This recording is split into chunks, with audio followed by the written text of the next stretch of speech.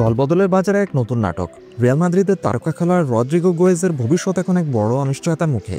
এই দৃশ্যে তিনি ক্লাব ছাড়তে পারেন বলে জোরালো গুঞ্জন উঠেছে, আর এর কারণও বেশ স্পষ্ট। ক্লাব বিশ্বকাপ এবং লা লিগার শেষ দিকে দলে তার ভূমিকা অনেকটাই কমে গিয়েছিল, এমনকি কিছু ম্যাচে তাকে মাঠেই দেখা যায়নি। আর এই সুযোগে ব্রাজিলিয়ান এই তারকাকে দলে ফেরানোর দৌড়ে সবচেয়ে এগিয়ে রয়েছে লিভারপুল।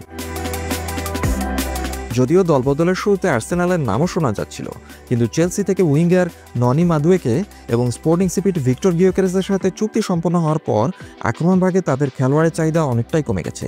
তাই রদ্রিগোর এখন আর্সেনালে যাওয়ার সম্ভাবনা একেবারে নেই বললেই চলে। স্পেনের গণমাধ্যমগুলো জানাচ্ছে আর্সেনাল এখন আর রদ্রিগোর সম্ভাব্য গন্তব্য নয়। লিভারপুলের এই আগ্রহের পেছনে রয়েছে আরেকটি বড় কারণ। যদি তাদের কলম্বিয়ান তারকা লুইস দিয়াজ দল ছাড়েন, তবেই তারা রদ্রিগোর জন্য ঝাঁপিয়ে পড়বে।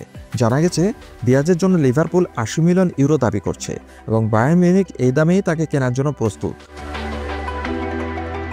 তবে রিয়াল মাদ্রিদ রদ্রিগোকে বিক্রি করতে রাজি থাকলেও লিভারপুলের জন্য এই চুক্তি সম্পন্ন করাটা বেশ কঠিন হতে পারে। এর প্রধান কারণ হলো রদ্রিগোর বিপুল বেতন। তিনি বছরে প্রায় ১০ মিলিয়ন ইউরো বেতন পান, যা লিভারপুলের বেতন কাঠামোর জন্য একটি বিশাল অঙ্ক। এরই মধ্যে খবর পাওয়া যাচ্ছে যে লিভারপুল এবং রদ্রিগোর প্রতিনিধিদের মধ্যে সরাসরি আলোচনাও শুরু হয়েছে। মজার বিষয় হলো রদ্রিগোর প্রতিনিধিদের মধ্যে রয়েছেন তার বাবা এরিক।